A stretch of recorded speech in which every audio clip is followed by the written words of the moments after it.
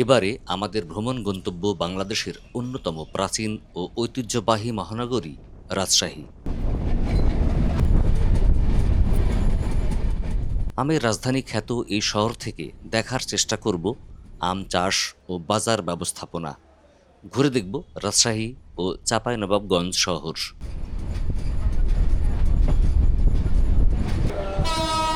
আজকের ভিডিওতে থাকছে চুয়াডাঙ্গা থেকে ট্রেন যোগে রাজশাহী যাবার অভিজ্ঞতা। আর সম্পূর্ণ ভ্রমণ জুড়ে আপনাদের সাথে আছি আমি আলিমুর রেজা।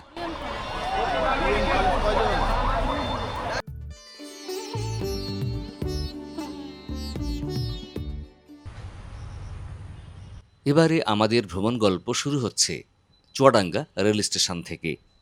আজ ২৯শে মে ২০২৫।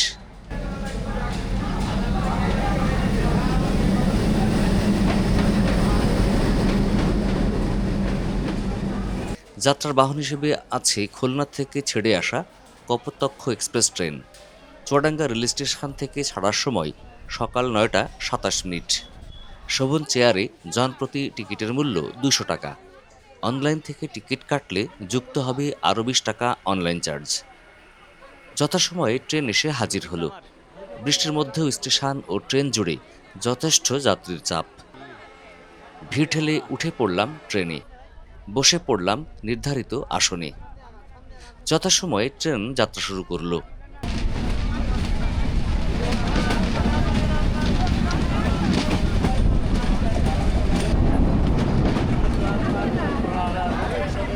রাজশাহী শহর শিক্ষা ও চিকিৎসার দিক থেকে যথেষ্ট এগিয়ে। তাছাড়া এই অঞ্চলের সাথে ট্রেনে যোগাযোগ ব্যবস্থাও ভালো হবার কারণে রাজশাহীগামী মানুষের ভিড় লেগেই থাকে। তাই পূর্ব থেকে টিকিট না কাটলে সিটও পাওয়া যায় না।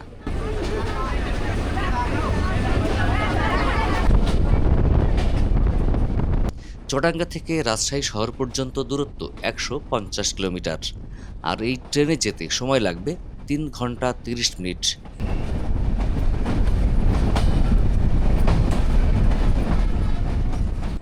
কিছুক্ষণের মধ্যে ট্রেন হাজির হলো আলমডাঙ্গা রেল স্টেশনে। যাত্রীদের ওঠানামা শেষে শুরু হলো আবারও যাত্রা।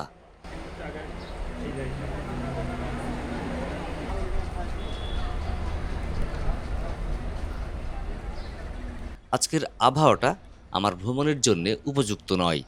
বৃষ্টির কারণে দৃশ্য ধারণ করতে সমস্যা হচ্ছে। ক্যামেরা নিয়ে বাইরে হাত বের করলেই শরীর ভিজে যায়। আমার ক্যামেরাটা ওয়াটারপ্রুফ, তাই ক্যামেরার সমস্যা না হলেও লেন্সের উপর পানি পড়ে দৃশ্য ঘোলা হয়ে যাচ্ছে। তবুও কিছুই করার নেই। তবে বৃষ্টির কারণে প্রকৃতি নতুন রূপ পেয়েছে। সবুজে সবুজে ছেয়ে গেছে প্রকৃতি। তাই তো বাইরে থেকে দৃষ্টি ফেরানো যাচ্ছে না।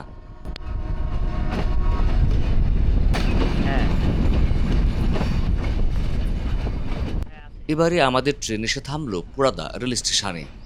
ডান দিকের রাস্তাটি চলে গেছে কুষ্টিয়া, রাজবাড়ী, ফরিদপুর ও পদ্মা সেতু হয়ে সোজা ঢাকা। আর আমরা চলেছি বাম দিকের রাজশাহী রুটে। আবারও যাত্রা শুরু হলো আমাদের।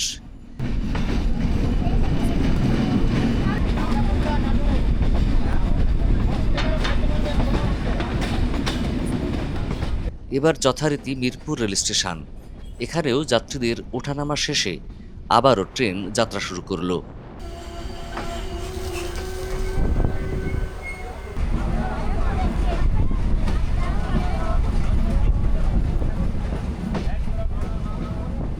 আজ দেশ জুড়ে চলছে নিম্নচাপ, তারই আবহ বিরাজ করছে এখানেও। গত রাত থেকেই চলছে মুষলধারে বৃষ্টি। তবু পূর্ব নির্ধারিত ভ্রমণ বাতিল না করে যাত্রা শুরু করলাম। এবার আমাদের ট্রেন এসে হাজির হলো ভেড়ামারা স্টেশনে। বৃষ্টি এখনো চলমান।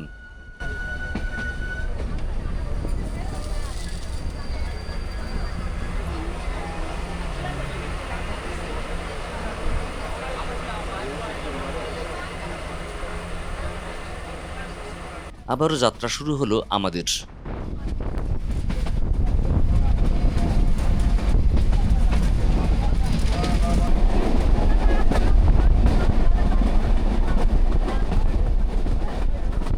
এবার আমাদের ট্রেন যাত্রা শুরু করলো ইংরেজ আমলে পদ্মা নদীর উপর নির্মিত বিখ্যাত হার্ডিঞ্জ ব্রিজের উপর দিয়ে। দূরে দৃশ্যমান হচ্ছে লালন শাহ সেতু ও রূপপুর পারমাণবিক বিদ্যুৎ কেন্দ্রের সুউচ্চ তিনটি স্থাপনা।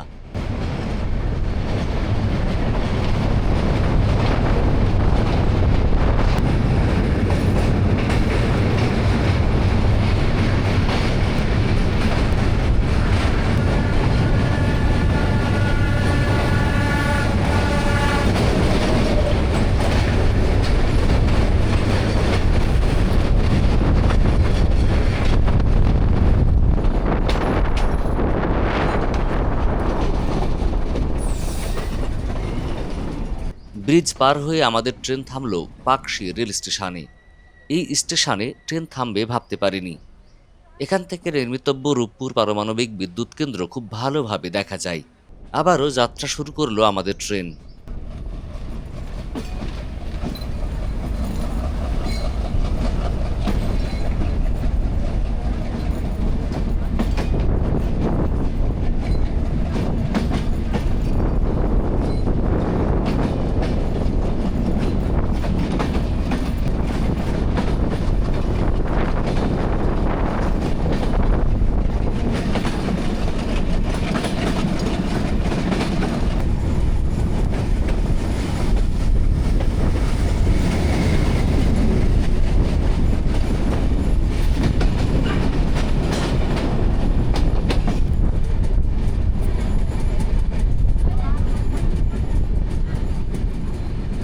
মাঠঘাট পেরিয়ে এবার যাত্রাবিরতি হলো ঈশ্বরদী রেল স্টেশনে।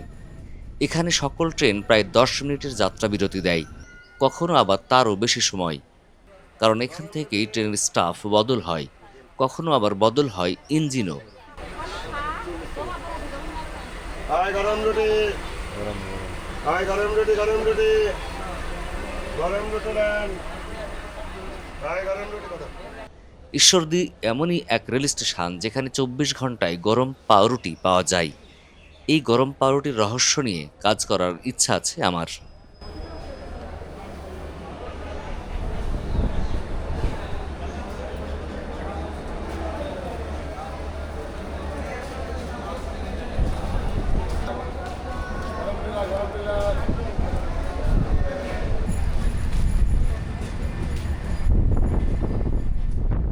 আবারও যাত্রা শুরু করলো আমাদের ট্রেন।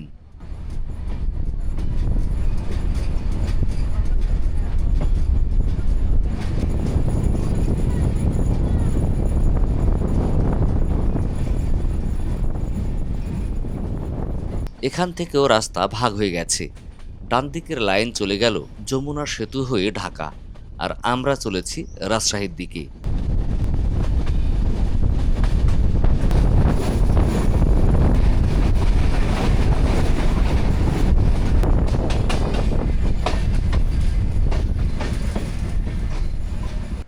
এবার আমাদের ট্রেন এসে থামল আজিমনগর রেল স্টেশন। এই প্রথম ডান পাশে একটি প্ল্যাটফর্ম দেখতে পেলাম, ফলে এই ট্রেনে যাত্রীদের ওঠানামা দেখার সুযোগ হলো।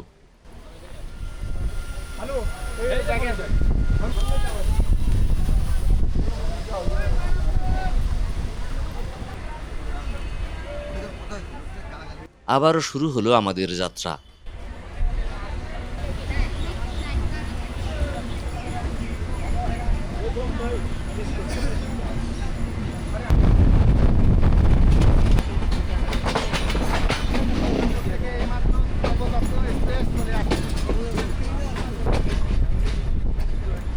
সামনেই আব্দুলপুর জংশন রেল স্টেশন। এখান থেকে রেলপথ আবারও ভাগ হয়ে গেছে। এত বড় একটা রেল জংশনে এই ট্রেনের যাত্রাবিরতি নেই ভাবতে পারিনি।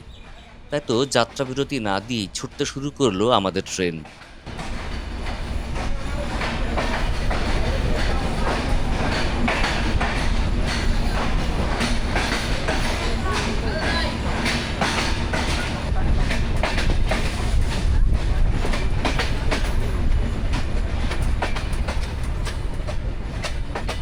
ডান দিকের লাইন চলে গেছে নাটোর, রংপুর, দিনাজপুর হয়ে সোজা চিলাহাটি, আর আমরা চলেছি রাজশাহী হয়ে চাঁপাইনবাবগঞ্জের পথে।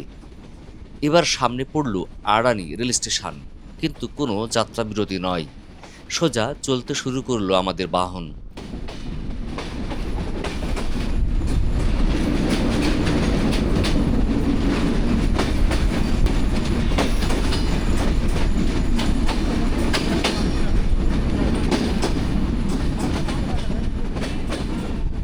রাস্তার উভয় পাশে আম গাছ ও আম বাগানের আধিক্য দেখে বুঝতে পারলাম আমরা আমের রাজ্যের খুব কাছাকাছি চলে এসেছি।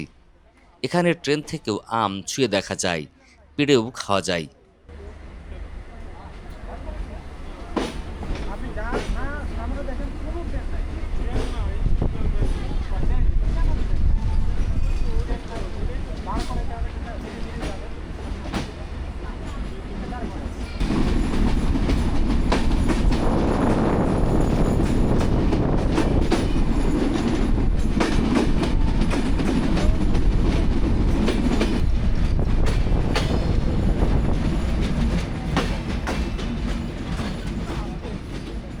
অবশেষে আমরা পৌঁছে গেলাম আমাদের গন্তব্য রাজশাহী রেল স্টেশনে। ঠিক দুপুর 1টার সময় ট্রেন এসে পৌঁছালো স্টেশনে। আসতে মোট সময় লাগলো 3.5 ঘন্টা। আপনার নামবেন না, এখানে আবার যাবেন নাকি?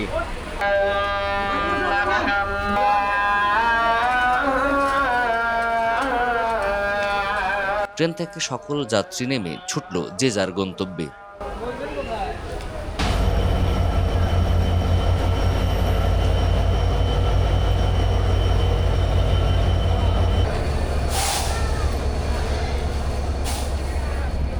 স্টেশনটা যথেষ্ট বড়, ছিমছাম, গোছানো এবং পরিষ্কার পরিচ্ছন্ন।